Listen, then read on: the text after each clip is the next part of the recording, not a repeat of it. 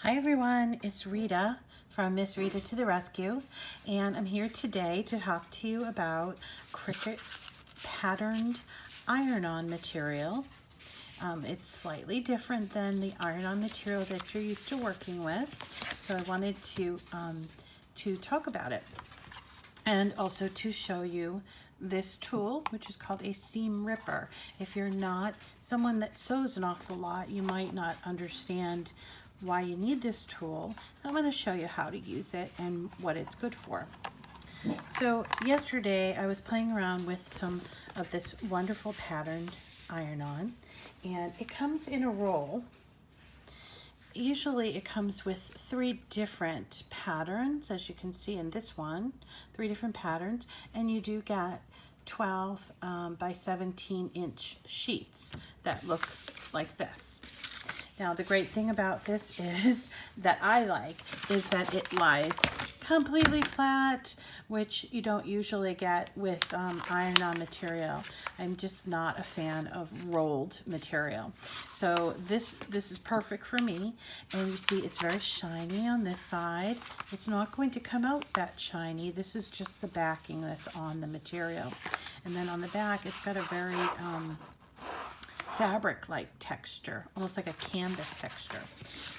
And here are a couple of the wonderful samples. There are really literally dozens more that you can choose from. Some are licensed. There's Marvel. There's all different kinds. And again, it comes in a roll like this. It's all available if you go to Cricut.com. It's all available. You can see what they have for patterns.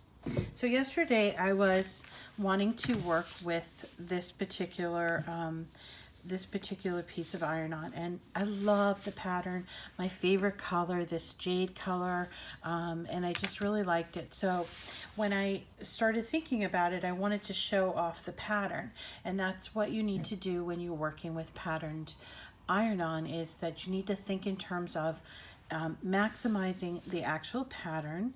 And in this case, when I chose this file, which I will give you on my blog, it's a free Design Space file that uses a Cricut Access image.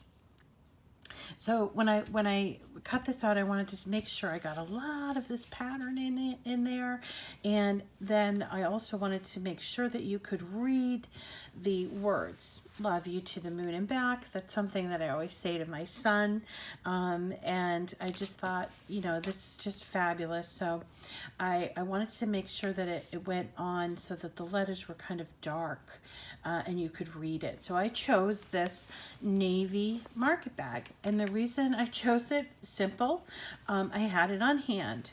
And a market bag, if you have not seen them, they're usually inexpensive. You can buy them at the local craft stores, but they're just a simple square, all, you know, done up on 3 sides with handles, right? But when I did this, I started looking at it and thinking, you know, this would make a really great pillow. So I decided to take the handles off of the tote. To take handles off, or to break the seam between 2 pieces of fabric, I use a seam ripper. This is a Cricut seam ripper. You don't have to have a Cricut seam ripper to rip seams, but this one, I like Cricut tools. I like them because they are pretty. And also they have these holes, you can hang them up, and they are ergonomically designed as well. So I'm going to show you how to remove these handles using a seam ripper. What you're going to do is you're going to try to develop a slight space between one seam and the other, or one piece of fabric and the other, so you can see where the thread is attaching these 2 seams together. And then you're going to use this pick material, and you're going to simply push it underneath the thread, and you'll see that it's starting to separate. So you're basically taking apart 2 pieces without ruining any part of your bag or tote This is great if you like to upcycle things. It's great, you know, if you buy something from a store and want to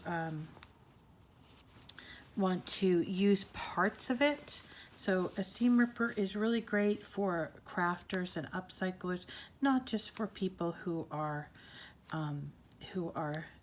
heavy duty sewers. So, and you see here, I'm just working with this, making sure I get underneath each thread, and you can hear it rip. But then look, I have these little pieces of thread from when I pulled it apart, but I haven't ripped anything. I could actually use these handles if I wanted to, and I probably will because I'm a frugal crafter. And then I would go on and I would do it for all 4 of these handles. And then you end up with basically a pouch that is finished on 3 sides, and you would take that pouch and you would take a pillow form and work that pillow form in.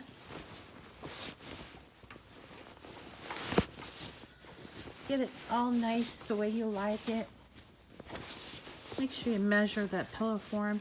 And you know, here's another little tip. You can reuse pillows that maybe are looking a little tired and give them like sort of a little duvet for a pillow. So here I've put my cleaned up my market bag, fill it in there, and the only thing that's left to do is to close the seam, which I can do on my machine, or I can do it by hand. I'll probably do this by hand because I want it to look nice and I don't want it to show. And that is a very completed, adorable project that you can make in literally minutes, and people will be amazed at the results. So that's this market bag turned pillow using the Cricut seam ripper and Cricut, the Strong Bond Patterned Iron-On. I hope you like it. Please feel free to visit me on my blog, Miss Rita to the Rescue, where we are showcasing mostly Cricut items and how to use your Cricut. And it's all free. All my designs are in Design Space, which is shared in the Cricut community and also on Pinterest. So I appreciate you coming by and staying till the end. Thank you so much, and we'll see you next time.